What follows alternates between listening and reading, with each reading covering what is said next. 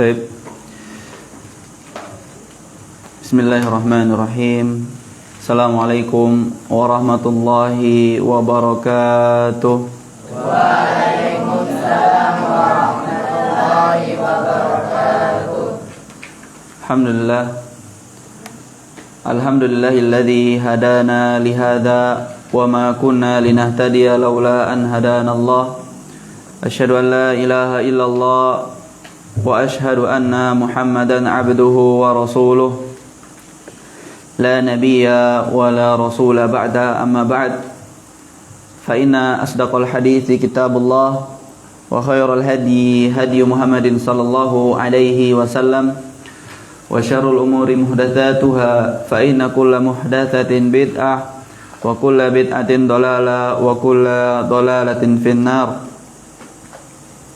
Allahumma inna nas'aluka bi asma'ikal husna wa sifatikal ula an tu'allimana ma yanfa'una wa an tanfa'na bima 'allamtana wa an tazidna ilman wa 'amalan. Allahumma idfa 'anna al-bala' wal waba' wal mihan ma dhahara minha wa ma batan. Segala puji bagi Allah Jalla wa Ala atas kenikmatan yang Dia berikan kepada kita hingga kita bisa berkumpul kembali di majelis ilmu untuk membahas tentang fikih. Salat serta salam tak lupa kita aturkan kepada Nabi Muhammad sallallahu alaihi wasallam, kepada keluarganya, sahabatnya, dan insyaallah sampai kepada kita para pengikutnya hingga akhir zaman. Alhamdulillah, kita bertemu kembali dalam kajian kitab Al-Fiqhu Al-Muyassar fi Daw'il Kitabi wa Sunnah. Yang sudah tidak tahu ini pertemuan keberapa, kita telah terakhir kemarin di minggu yang lalu kita telah masuk di bab yang ke-9. Bab yang ke-9 tentang apa kemarin? Tentang najis-najis dan cara mensucikannya. Baik. Di pertemuan yang lalu kita telah membahas beberapa permasalahan yang ada pada bab ini, yaitu pada bab najis dan bagaimana cara mensucikannya. Di antara permasalahan tersebut yang kita bahas yang pertama yaitu tentang pengertian dari najis itu sendiri. Kemudian pembagian najis yang dimana para pengarang membagi najis terbagi menjadi dua, yaitu najis hakiki dan hukmi. Najasatu hakikiyah wa najasatu hukmiyah. Yang dimana najasatu hakikiyah adalah zat najis itu sendiri, yang dimana kita tidak dapat mensucikannya walau dengan cara apapun. Itu namanya najasatun hakikiyah, najis yang hakiki. Kemudian yang kedua adalah najis secara hukum. yaitu suatu benda yang awalnya suci kemudian menjadi najis disebabkan adanya najis yang menempel pada benda tersebut, yang dimana kita bisa menghilangkan najis yang menempel pada benda suci tersebut. Beda dengan yang pertama, kita tidak bisa mensucikannya dengan cara apapun. Kemudian pengarang membagi najis itu terbagi menjadi 3. Tingkatan-tingkatan najis ada 3. Yang pertama adalah najasatun mughalladhatun, kemudian mukhaffafatun, dan najasatun mutawassitatun. Yang pertama adalah najis yang berat, contohnya adalah jilatan anjing. Baik. Kemudian najasatun mukhaffafatun, yaitu najis yang ringan, yaitu najis contohnya apa? Baik, air kencing anak laki-laki yang belum makan apapun kecuali ASI. Baik. Kemudian yang terakhir adalah najis mutawassithah, yang dimana najis mutawassithah itu adalah contohnya seperti kencing, tinja, bangkai dan lain-lain yang selain daripada najis mughalladhah dan najis mukhaffafah. Baik. Kemudian pada permasalahan kedua kita membahas tentang apa-apa saja yang ada dalil menunjukkan bahwasanya sesuatu tersebut najis. Sesuatu yang dimana ada dalil yang menunjukkan bahwasanya sesuatu tersebut itu najis. Di sini kemarin kita menyebutkan ada 7. Yang pertama adalah apa? Kencing manusia, kencing, tinja manusia, dan muntah manusia adalah najis, kecuali yaitu kencing bayi laki-laki yang tadi najis mukhaffafah, yang belum makan apa-apa kecuali ASI. Baik. Sedangkan kalau anak laki-laki yang sudah anak kecil laki-laki yang sudah makan selain ASI, maka hukumnya seperti hukum kencing orang dewasa. Begitupun juga anak bayi perempuan. Begitupun juga anak bayi perempuan, maka kencingnya itu dihukumi dengan atau sama seperti kencingnya orang dewasa, najisnya orang dewasa. Taib. Kemudian yang kedua adalah darah yang mengalir dari hewan-hewan yang halal untuk dimakan. Ya, kemarin kita contohkan bahwasanya ada seekor sapi yang dimana sapi tersebut terkena sesuatu benda tajam kemudian keluar darah pada sapi tersebut, maka darah yang keluar tersebut adalah najis. Ataupun ketika menyembelih hewan, ya, kurban, sapi, kambing, darah yang mengalir ketika disembelih yang memancar itu adalah najis. Sedangkan ketika dia sudah mati dan darah yang tersisa di daging-dagingnya, maka itu halal, tidak najis. Taib. Kemudian yang ketiga dari sesuatu yang ada dalil menunjukkan bahwasanya sesuatu tersebut najis adalah kencing dan kotoran setiap hewan yang tidak dimakan dagingnya, seperti kucing dan juga tikus. Taib.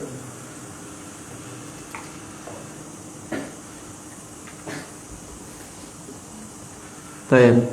Sedangkan hewan-hewan yang boleh kita makan, maka kencingnya itu tidak mengapa, seperti unta yang dimana ada hadis menunjukkan bahwasanya seseorang yang sakit boleh meminum kencing unta, yang dimana kencing unta tersebut ada khasiat untuk menyembuhkan.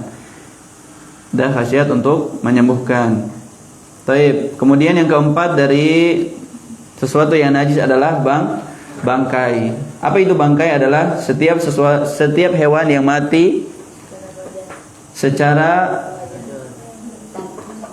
seketika tanpa disembelih dengan menyebut nama Allah. Taib. Hewan yang tidak boleh kita makan pasti otomatis ketika dia mati maka dia telah menjadi najis. Beda dengan hewan yang halal, apabila kita sembelih tidak dengan menyebut nama Allah Subhanahu wa taala, maka dagingnya menjadi bangkai.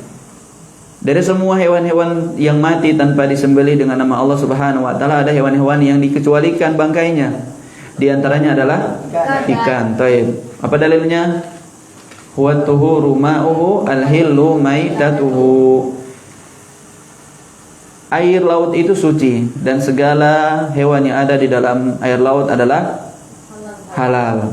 Taib, bangkainya halal. Kemudian apa selain itu? Boto-boto, belalang. Kemudian hewan-hewan yang tidak mengalir darahnya, mereka ini tidak najis. Akan tetapi bukan berarti ketika mereka tidak najis itu boleh kita makan. Seperti hewan yang tidak mengalir darahnya, cicak. Taib. Kemudian yang kelima adalah mazi. Ya, mazi adalah cairan yang bening, encer, kemudian lengket. Itu disebabkan keluar karena memikirkan perkara-perkara yang berkaitan dengan jima, kemudian bercumbu hingga keluarlah cairan tersebut. Akan tetapi dia tidak mengakibatkan seseorang itu lemas. Maka hukum dari mazi ini adalah najis. Temannya satu lagi ada namanya wadi. Wadi yang biasanya yang paling gampang kita membedakan, yaitu wadi itu keluar setelah kencing. Ketika kencing, maka itu wadi. Maka najis. Ada teman satunya itu mani. Maka mani hukumnya tidak najis, akan tetapi diwajibkan untuk mandi junub atau mandi wajib. Taib. Yang ketujuh dari hal yang najis yang ada dalil menunjukkan bahwasanya sesuatu tersebut najis adalah darah haid. Darah haid itu laki-laki atau perempuan, Arul? Taib. Permasalahan yang ketiga, tolong masuk di permasalahan yang ketiga. Kaifiyatu tathirin najasa. Permasalahan yang ketiga yaitu bagaimana cara mensucikan najis. Bagaimana cara mensucikan benda-benda yang terkena najis. Karena kalau najis itu tidak bisa, zatnya tidak bisa disucikan, kecuali sesuatu yang terkena najis maka bisa disucikan. Taib. Yang pertama, idza kanatin najasa fil ardi wal makan, fahadhihi yakfi fi tathhiriha ghuslatun wahidatun tudhibu bi ainin najasa wa tusabbu 'alaiha al-ma' marratan wahidatan. Li amrihi sallallahu alaihi wasallam bisabbil ma' 'ala bauli al-a'rabi alladhi bala fil masjid. Taib. Yang pertama, apabila najis itu berada di tanah ataupun di sebuah tempat, maka cukup bagi kita untuk mencucinya sekali, yang dimana dengan satu kali cucian itu menghilangkan zat najisnya. Dengan cara bagaimana? Dengan cara disiram, diguyur. Liamrihi sallallahu alaihi wasallam, sebagaimana perintah Nabi Muhammad sallallahu alaihi wasallam ketika seorang A'rabi itu kencing di dalam masjid. Yang dulu itu masjid itu belum beralaskan tehel bahasa mana itu? Keramik atau apalah, taib, ubin dan lain sebagainya. Dulu masih tanah, sehingga ketika disiram maka langsung masuk ke dalam tanah. Maka ketika seorang Arabi itu kencing, Nabi membiarkannya. Itu adalah salah satu bentuk keramahan Nabi Muhammad sallallahu alaihi wasallam, tidak langsung mengusirnya karena kebodohannya. Nabi sallallahu alaihi wasallam bilang, tunggu sebentar sampai dia selesai. Kemudian Nabi Muhammad sallallahu alaihi wasallam menyuruh sahabat untuk menyiram, mengguyur sisa bekas kencing Arabi tersebut. Taib. Yang kedua, idza kanatin najasah ala ghairil ard ka an takuna fit thawbi aw fil ina'i, fa in kanat min kalb walagha fil ina' fala bud min ghaslihi sab'a ghasalat ihdahunna bit turab, liqaulihi sallallahu alaihi wasallam, idza walaghal kalbu fi ina'i ahadikum falyaghsilhu sab'an ulahunna bit turab. Wa hadzal hukmu 'amun fil ina'i wa ghairihi kathiyabi wal furushi. Taib. Perkara yang kedua, bagaimana tata cara bersuci dari najis yang terkena pada suatu benda, yang dimana yang kedua ini adalah apabila najis tersebut berada di selain tanah. Contohnya di baju ataupun di bejana. Ina itu bejana, boleh loyang, boleh ember, boleh apa lagi? panci, pokoknya wadah, tahu wadah. Boleh isikan air. Taib. Apabila najis tersebut berada di baju ataupun contohnya di baju ataupun di bejana, maka apabila najisnya adalah air liur anjing, maka cara mensucikannya yaitu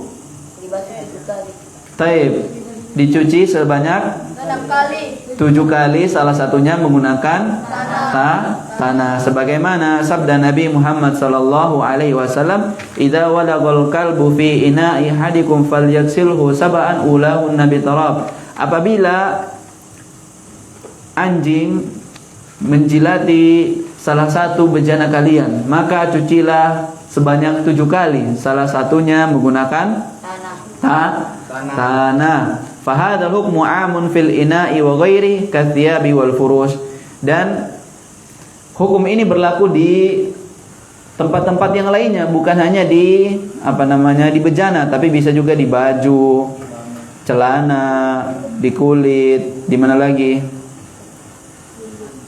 Sejadah, mau sejadah saya tinggal di masjid atau gimana kung anjing masuk dan lain sebagainya. Bukan hanya di bejana saja, tapi di seluruh tempat yang dijilati oleh anjing, maka cara mensucikannya 7 kali, salah satunya dengan tanah. Taib. Amma najasatul khinzir. Taib. Kita masuk di najisnya babi. Fas-sahihu annaha kasairin najasat yakfi ghusluha marratun wahidatun tudhibu bi'ainin najasa fala yustaratu ghusluha sab'a marrat. Taib. Ada perselisihan di antara ulama tentang kenajisan babi. Mereka yang mengatakan bahwasanya babi itu najis dengan berdalil bahwasanya babi itu lebih akhbas,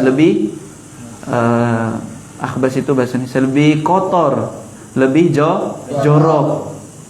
Akan tetapi para pengarang kitab Al-Fiqh Al-Muyassar fi Dhawil Kitab wa Sunnah merajihkan pendapat yang mengatakan bahwasanya babi itu tidak sama seperti jilatan anjing. Dia seperti najis yang lainnya, yaitu kencing orang dewasa, kotoran orang dewasa, yang dimana kita cukup mencucinya 1 kali dengan syarat dengan cucian tersebut najisnya itu hilang. Bagaimana kalau dia cuma cuci pakai penutup botol? Cukup nyanda? Nyanda. Intinya sampai najisnya itu hilang, zatnya itu hilang. Taib. Dan tidak disyaratkan untuk mencucinya seperti terkena jilatan anjing 7 kali cucian, salah satu menggunakan tanah. Tidak seperti itu. Tapi cukup dicuci sampai zat najisnya itu hilang.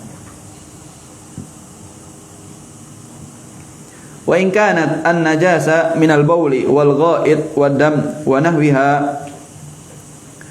fa innaha tuksalu bil ma'al al-farq wal 'asri hatta tadhhabu wa tazul wa la yabqa laha atharun wa yakfi fi ghusliha marratun wahidatun.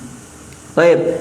Kemudian di sini para pengarang membahas tentang najisnya kencing, kemudian kotoran dan juga darah manusia. Bagaimana cara mensucikan benda-benda ini? Yaitu dicuci dengan air, kemudian ma'a al-faraq digosok, kemudian diperas, digosok, dicuci, diperas hatta sampai dia hilang zatnya, tidak ada lagi sisa-sisa zat dari najis tersebut. Ya, cukup 1 kali, kalau tidak cukup 2 kali. Intinya sampai zatnya itu hilang. Wa yakfi fi tathhiri baulil gulami alladhi lam ya'kulit ta'am an-nadhu wa huwa rashuhu bil ma' liqauli sallallahu alaihi wasallam yuksalu min baulil al-jariyah wa tundahu min baulil gulam wa li hadithi ummi Qais bintu Mihsan al-mutaqaddim. Taib. Dan cukup bagi kita apabila kita terkena najis kencing anak laki-laki yang belum makan apa-apa kecuali ASI, yaitu cukup untuk dipercik dengan air. Sebagaimana hadis Nabi Muhammad SAW, apabila kencing tersebut berasal dari anak bayi perempuan, maka itu dicuci seperti mana mensucikan dari kencing orang dewasa. Sedangkan kalau anak kecil bayi laki-laki yang belum makan apa kecuali ASI, maka cukup dipercik. Taib. Amma jildul maita ma'kula al-laham fa innahu yutahhiru bid-dibaghi liqaulihi sallallahu alaihi wasallam ayyuma ihabin dubigha faqad tahura. Kemudian selanjutnya yaitu hewan yang halal dagingnya. Apabila kita sembelih maka halal dagingnya. Ketika dia mati maka dia berstatus najis. Apabila tidak disembelih dengan nama Allah, maka dia menjadi najis. Akan tetapi dari bagian tubuhnya itu dapat kita ambil sesuatu yang kita bisa mensucikannya, yaitu kulitnya. Kulit dari bangkai tersebut dapat kita sucikan dengan cara apa? Disamak, dibersihkan, kemudian dipotong dataran kulitnya, dipisahkan daging-daging yang menempel dan lain sebagainya, dijemur, punya disamak. Taib. Sedangkan mensucikan dari darah haid, bagaimana caranya? Yaitu dicuci 1 kali dengan air, kemudian dibilas, kemudian dia bisa sholat menggunakan baju tersebut apabila najis tersebut berada di baju, sampai dia mencuci sampai zat najisnya itu hilang. Fa'alal muslim ayyahtamma bit-taharati minan najasat fi badanihi wa makanihi wa thawbihi alladhi yusalli fihi li'anha syartun li sihhati shalat. Taib. Ini adalah sedikit tanbih dari para pengarang bahwasanya kita harus memperhatikan kesucian dari anggota tubuh kita, baju kita dan tempat yang dimana bersuci itu adalah syarat sahnya sholat. Apabila kita tidak bersuci, terkena sebuah najis, ataupun kita berhadas, kita tidak bersuci, maka sholat kita itu tidak sah. Taib. Ini adalah bab tentang najis dan bagaimana cara mensucikannya. Ini adalah pembahasan yang penting. Kita harus memperhatikan perkara-perkara ini karena banyak dari manusia yang meremehkan perkara ini. Mereka bilang cuma sedikit, cuma begini kok, cuma begini tuh anjing cuma begini dan begitu. Meremehkan. Cukup cuci buat dia begitu. Karena di sini perlu untuk belajar sehingga kita tidak salah dalam menyikapi atau membersihkan sebuah najis dari najisnya tersebut, ya. Bagaimana cara bersuci dari sebuah najis? Bagaimana kita tahu bahwasanya bersuci dari najisnya jilatan anjing? 10. Baik.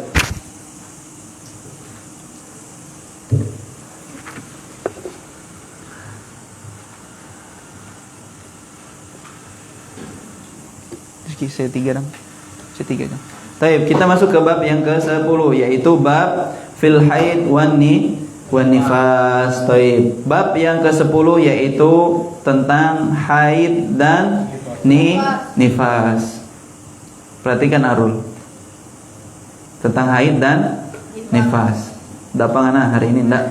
Baik.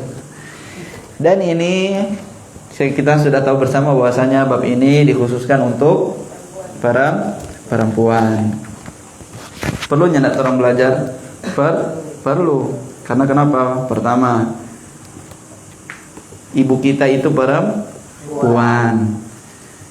Mungkin ada yang kakak atau adiknya itu perempuan. Kalau sonika istrinya perempuan, bukan laki. Makanya kita harus tahu. Kalau mama tanya begini-begini, maka kita bisa menjawab. Oh, begini-begini hukumnya ini begini. Maka kita perlu belajar. Karena kita tidak terlepas dari seorang perempuan. Ada yang lahir daripada bapak, keluar jauh, istirahat. Taib. Kita masuk di bab yang ke-10 tentang haid dan nifas. Taib. Bab ini adalah salah satu bab yang sulit nih. Bab haid dan nifas adalah salah satu bab yang sulit dalam pelajaran fikih, rumit, susah. Ya, bukan suatu yang mudah untuk cepat dipahami, tapi bab ini adalah bab yang sulit. Sebagaimana Imam Ahmad berkata, "Makastu fi al-haid tis'a sinin." Nih, Imam Ahmad belajar haid itu berapa lama? Belajar tentang bab haid, belajar tentang permasalahan haid itu berapa lama? 9 tahun. 9 tahun. Makanya ini bukan bab yang mudah. Ya, ini salah satu bab yang tersulit di pelajaran atau di permasalahan fikih. Berkata juga Syekh Shalih Al-Utsaimin rahimahullahu taala, "Hadzal bab min as'abi abwabil fiqh indal fuqaha wa qad atalu fihi katsir." Berkata Syekh Shalih Al-Utsaimin rahimahullahu taala bahwasanya bab haid dan nifas, bab ini yang akan kita bahas adalah salah satu bab yang tersulit dalam pelajaran fikih bagi para fuqaha, para ulama. Dan tidak banyak dari mereka atau ada dari mereka yang sampai mempelajarinya itu membutuhkan waktu yang lama. Taib. Maka kita membahas, insyaallah kita akan membahas pada bab haid. Semoga Allah Subhanahu wa taala memberikan pertolongan kepada kita, taufik dan inayahnya, agar kita dapat memahami pelajaran atau bab yang ke-10 ini. Taib. Dalam bab ini terdapat banyak permasalahan. Ada beberapa permasalahan. Ada 7 permasalahan. Masuk di sana ada nifas dan haid dan juga istihadah. Taib. Pada seorang perempuan itu mengalami 3 keadaan di mana keluar darah dari kemaluannya, yaitu yang pertama adalah darah tersebut haid. Kemudian yang kedua nifas, dan yang terakhir adalah istihadah. Apa itu haid, apa itu nifas, dan apa itu istihadah? Taib. Haid secara bahasa, al-haidu lughatan as-sailanu. Haid secara bahasa yaitu suatu yang mengalir. Suatu yang mengalir. Wa syar'an dammun tabi'atun wajibillatun yakhruju min qar'ir rahimi fi awqatin ma'lumatin hala sihhatil mar'a min ghairi sababil wiladah. Taib. Yang dimaksud dengan haid pengertiannya secara istilah atau secara syar'an yaitu dia adalah darah yang alami. Haid adalah darah yang alami, yang dimana darah tersebut keluar dari dalam rahim seorang perempuan. Ada leher rahim, ada dalam rahim. Ini pelajaran apa? IPS? Hah? Pelajaran apa? Saya cari sendiri. PPKN. Taib. Ya, darah yang keluar dari dalam rahim, bukan leher rahim, dari dalam lahir, dari dalam rahim bagian dalam, yang dimana darah tersebut keluar pada waktu-waktu yang telah diketahui. Taib. Kemudian keluarnya darah tersebut, wanita tersebut dalam keadaan sehat, bukan karena disebabkan oleh melahirkan. Taib.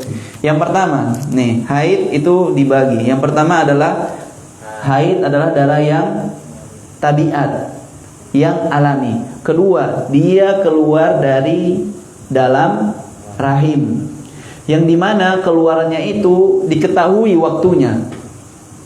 Yang ketiga, itu bukan karena sakit, tapi wanita tersebut dalam keadaan sehat. Dan yang terakhir adalah bukan karena melahirkan. Taib, ada 5. Nih sifatnya atau karakter dari haid. Taib. Kita masuk di wan nifas. Nih, nifas.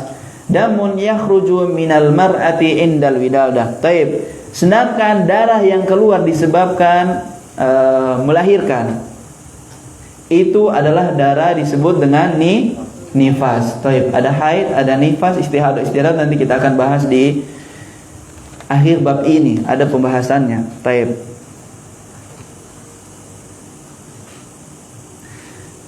Itu adalah pengertian dari haid secara bahasa dan secara syar'an, dan juga pengertian dari nifas. Taib. Kita masuk di permasalahan yang pertama, al-mas'alatul ula, bidayatu waqtil haid wa nihayatuhu. Taib. Permasalahan yang pertama yaitu permulaan waktu haid dan juga berakhirnya waktu haid. Maksudnya, kapan sih umur di mana seseorang itu bisa datang haid? Kapan sih? Umur berapa sih? Umur berapa sih perempuan itu bisa datang kepadanya atau bisa merasakan haid? Dan kapan waktu atau kapan umur seseorang itu sudah tidak lagi, atau seorang perempuan sudah tidak lagi haid, atau yang kita biasa sebut dengan menopause, sudah tidak haid.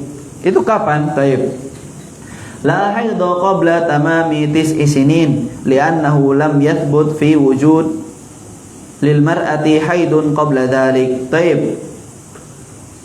Pengarang menyebutkan bahwasanya kapan sih umur seorang perempuan itu bisa haid, yaitu ketika umur 9 tahun.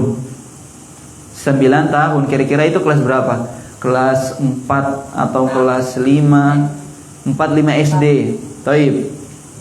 Li'annahu lam yathbut fil wujudi li'imra'atin haidun qabla dhalik. Kenapa dikatakan bahwasanya seorang perempuan itu haid itu di awal ketika dia berumur 9 tahun? Karena tidak ada riwayat yang mengatakan bahwasanya ada perempuan yang haid di bawah umur tersebut.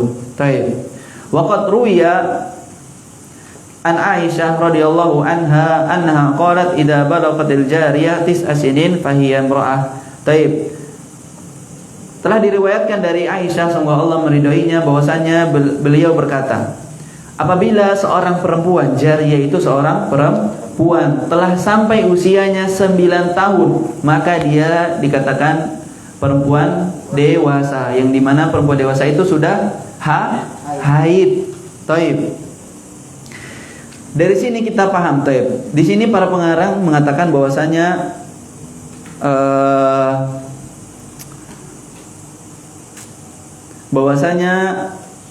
perempuan yang haid itu diawali ketika dia umur 9 tahun. Taib.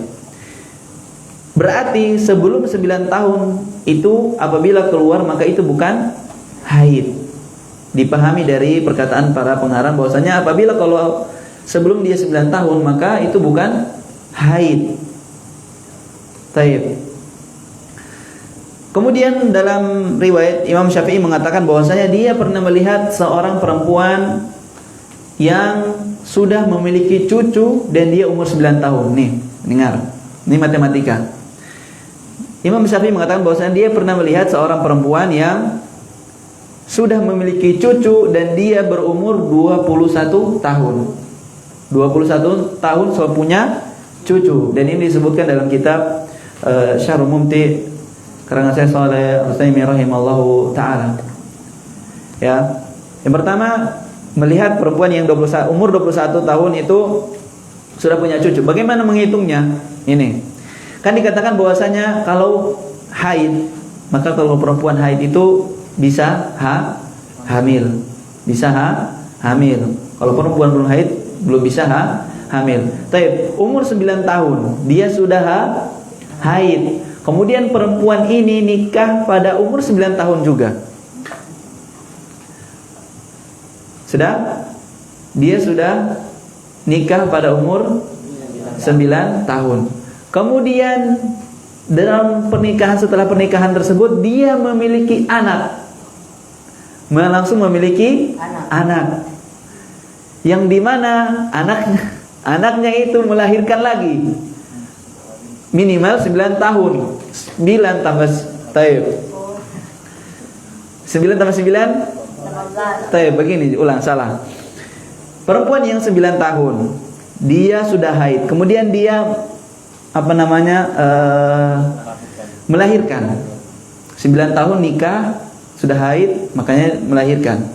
Lahirlah seorang anak. 1 tahun dia hamil. Berarti umur perempuan tersebut berapa? 10 tambah 1. Kemudian dia punya anak dari perkawinan tersebut. Nah, anak ini menikah pada umur 9 tahun. Berarti DP mama seumur berapa? 19. Umur 19 DP anak ini so kawin. DP anak ini so kawin. Sampai. Fadil sampai. So kawin. Baik. Umur 19 tahun perempuan ini sudah punya anak dan anaknya ini pun menikah. Umur 9 tahun. DP mama umur 19 tahun. Anaknya ini nikah kemudian dikaruniai seorang anak. Yang dimana otomatis perempuan yang pertama tadi menjadi seorang nenek. Anaknya menjadi ibu. 1 tahun mengandung melahirkan. Berarti umur 20 tahun yang pertama, perempuan pertama. Di umur 21 tahun anaknya lahir. Anak cucunya lahir. Maka perempuan yang pertama tadi sudah memiliki cucu dan dia berumur 21 tahun. Paham Fadil? Apa? Fadil menghayal Fadil. Baik. Nah, itu adalah salah satu yang dikatakan oleh Imam Syafi'i rahimahullahu taala. Apabila waktu permulaan seorang perempuan itu haid pada umur 9 tahun. Nah, kemudian pertanyaan selanjutnya, kapan seorang perempuan itu sudah tidak bisa lagi haid? Kapan sudah tidak lagi bisa datang kepadanya haid? Wala haidha ba'da 50 sanatan fil ghalib ala sahih wa qad ruya an Aisyah radhiyallahu anha qalat idza balagatil mar'a 50 sana kharajat min haddil haid. Taib. Kapan sih perempuan yang sudah tidak bisa datang kepadanya haid? Yaitu setelah umurnya 50 tahun. Tadi kalau umur pertamanya berapa? 9 tahun. Itu mulai datang haid. Pas umur setelah 50 tahun maka sudah tidak datang kepadanya haid. Sebagaimana ini adalah secara keumuman. Keumuman secara ada itu keumuman bahwasanya perempuan kalau di atas 50 tahun sudah tidak haid. Sebagaimana yang diriwayatkan oleh Aisyah semoga Allah meridainya bahwasanya dia berkata, apabila seorang perempuan telah mencapai umurnya 50 tahun maka dia telah keluar dari keadaan haid, maksudnya sudah tidak datang kepadanya haid. Taib. Ada pendapat dalam perkara ini, ada khilaf di antara ulama yang mengatakan bahwasanya kapan sih umur seorang perempuan itu bisa datang haid dan kapan umur perempuan itu sudah tidak bisa datang kepadanya haid. Ada khilaf di antara ulama. Kemudian di antara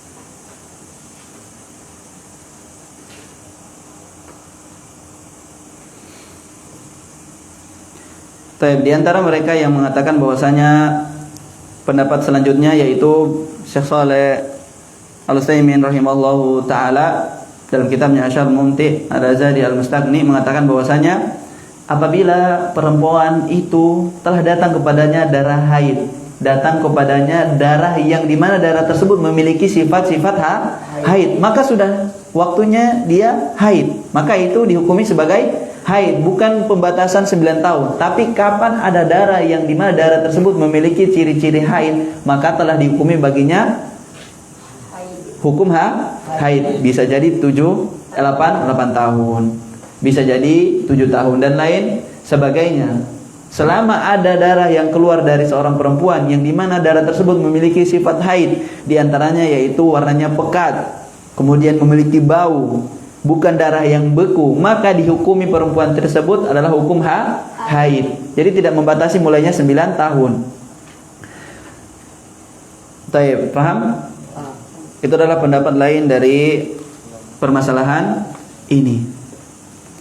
Taib. Kemudian kita masuk ke permasalahan yang kedua. Aqallu muddatil haid fa aktaruha wa aktaruha. Taib. Tadi orang bahas di permasalahan sebelumnya, kita bahas kapan sih mulai haid perempuan, umur berapa sih itu dia mulai haid, dan umur berapa sih dia itu sudah selesai haid, maksudnya sudah tidak datang kepadanya haid. Nah sekarang orang bahas DP waktu haid, DP masa haid. Paham? DP masa haid, berapa hari DP haid? 2 bulan, 1 bulan, 1 minggu. DP masa haid, bukan permulaan dia haid dan kapan dia selesai tidak datang kepadanya haid, bukan. Tapi ini masa haidnya, masa haidnya. Taib. As-sahihu annahu la hadda li aqallihi wa la li aktsarihi wa innama yurja' fihi ila al-'ada wal 'uruf. Taib. Para pengarang mengatakan bahwasanya yang benar ketika ada perkataan was-sahih itu berarti ada khilaf di dalamnya. Annahu la hadda li aqallihi wa la li aktsarihi. Tidak ada batas. Para pengarang mengatakan bahwasanya tidak ada batas waktu seseorang perempuan itu haid, tidak ada batas minimal dan tidak ada batas maksimal. Akan tetapi dia dikembalikan kepada adat atau keadaan perempuan di tempat tersebut. Ya. Pendapat yang lain bahwasanya yang mengatakan bahwasanya paling lama, paling sedikit itu perempuan haid itu 1 hari 1 malam. Kalau tadi kan para pengarang kitab Al-Fiqh Al-Muyassar mengatakan bahwasanya tidak ada batas minimal dan maksimal masa perempuan haid. Ya ada 1 hari 1 malam, 2 harinya ada, tapi tidak ada masa. Tapi dikembalikan kepada kebiasaan perempuan di tempat tersebut. Tapi pendapat yang selanjutnya adalah pendapat diantaranya Imam Ahmad mengatakan bahwasanya paling sedikit perempuan itu haid 1 hari 1 malam. Paling sedikit 1 hari 1 malam. Dan yang paling banyak adalah 15 hari. Taib. Ya 15 hari. Ini adalah pendapat yang lainnya. Wallahu ta'ala a'lam. Taib.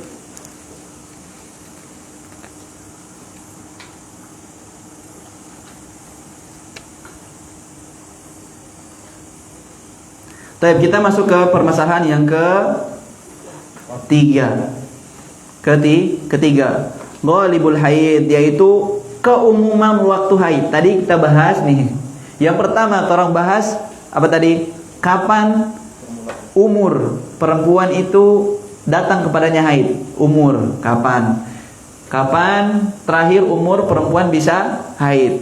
Yang pertama. Kemudian yang kedua, waktu haid, masa waktu haid, berapa sih minimal dan maksimal masa haid tersebut? Taib. Kemudian yang ketiga ini adalah keumuman. Secara umum itu waktu haid itu masanya berapa hari? Taib. Wa ghalibuhu sittatun aw sab'un. Taib. Pada umumnya wanita haid itu selama 6 atau 7 hari. Secara umum bahwasanya perempuan itu haid selama 6 atau 7 hari. Liqaulihi sallallahu alaihi wasallam li Hamnah binti Jahshin, tahayyadi fi ilmillahi sittata ayyam aw sab'ah, thumma ighsili wa salli 24 yawman aw 23 yawman kama tahidun nisa'u wa yathurna limiqati haidihinna wa tuhrihinna. Taib. Berdasarkan mengatakan bahwasanya pada umumnya wanita haid itu memiliki masa 6 sampai 7 hari, sebagaimana sabda Nabi Muhammad sallallahu alaihi wasallam kepada Hamnah binti Jahsh, tentukanlah waktu haidmu sesuai dengan ketetapan Allah Subhanahu wa taala, yaitu 6 hari atau 7 hari. Summaktasili, kemudian apa?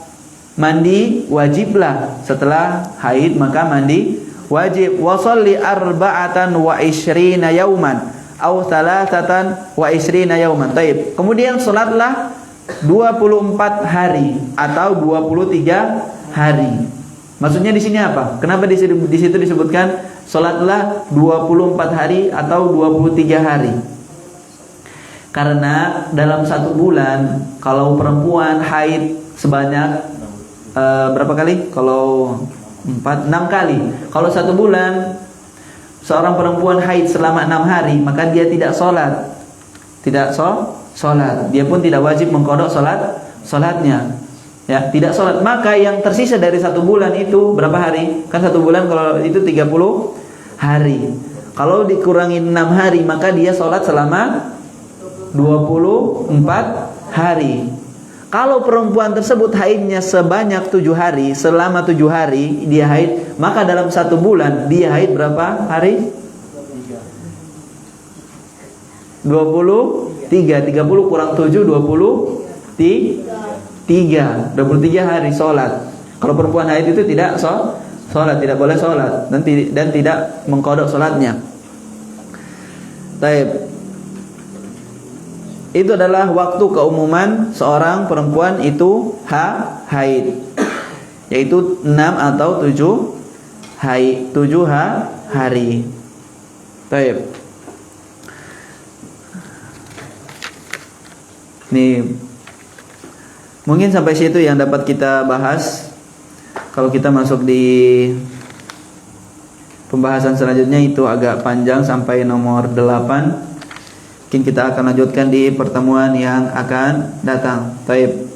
Apabila ada pembahasan yang kurang jelas, ya, Ana meminta maaf karena ini adalah salah satu pembahasan atau bab yang sulit, Banyak khilaf di antara ulama tentang salah satunya tadi, kapan permulaan waktu haid, kapan berakhirnya masa haid, kapan masa haid, kemudian kapan keumuman wanita itu haid. Ini adalah permasalahan yang sangat panjang, yang dimana seorang Imam Ahmad saja, seorang alim, seorang ulama, orang yang pandai, itu membutuhkan 9 tahun untuk mempelajari bab ini.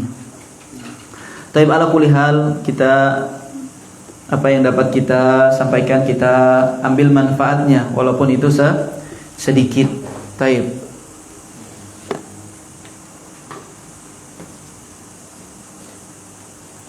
Di pertemuan yang akan datang kita akan masuk ke permasalahan yang keempat, yaitu apa-apa saja yang diharamkan bagi seorang perempuan. Apa-apa saja kegiatan atau perilaku yang diharamkan kepada seorang perempuan yang dimana dia dalam masa haidnya. Nanti kita akan bahas diantaranya, yaitu tidak boleh berhubungan suami istri ketika perempuan atau seorang istri sedang haid, dan lain sebagainya. Ada 8 poin, kita akan bahas di pertemuan yang akan datang. Baik, ada pertanyaan tentang haid? Arul bertanya. Baik ya. Mesti paham membedakan antara haid, apa itu nifas, dan apa itu istihadah.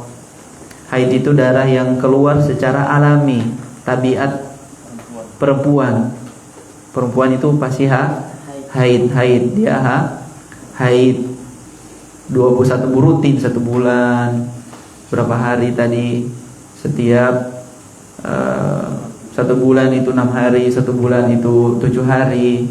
Sedangkan nifas itu adalah darah yang keluar ketika melahirkan. Itu diberi nama darah nifas. Dan juga ada istihadah, yang dimana sebagian ulama mengatakan bahwasanya itu adalah darah penyakit.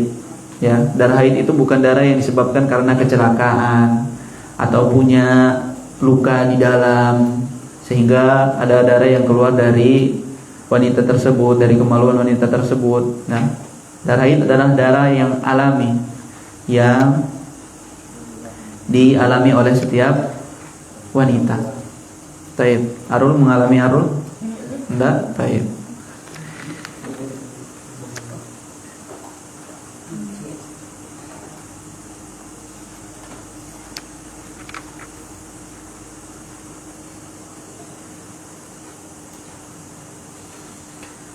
Tapi mungkin sampai di sini dapat kita bahas. Kita lanjutkan di pertemuan yang akan datang, permasalahan keempat, kelima, keenam, dan ketujuh. Pembahasan masih dalam bab haid dan nifas. Marilah kita tutup kajian kita pada hari ini dengan membaca doa kafaratul majelis. Subhanallah wa bihamdika wa bihamdika asyhadu an la ilaha illa anta astaghfiruka wa atubu ilaik. Assalamualaikum warahmatullahi wabarakatuh.